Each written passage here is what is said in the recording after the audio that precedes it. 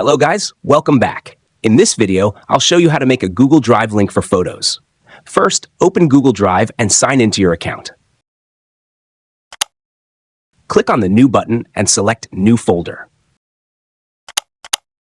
Give the folder a name and click Create.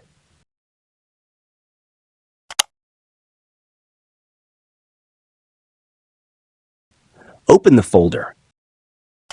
Click New again and choose File Upload. Select the photos you want to upload and wait for them to finish uploading.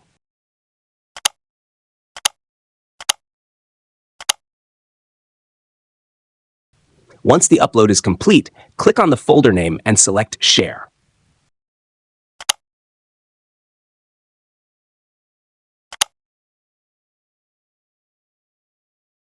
Under Access Settings, choose Anyone with the link if you want everyone with the link to view the photos.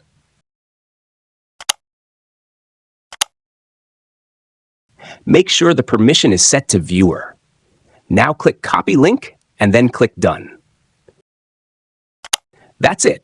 Your Google Drive photo link is ready to share with anyone. If this video helps you, please subscribe to the channel and leave a like. Thanks for watching, and I'll see you in the next video. Bye-bye.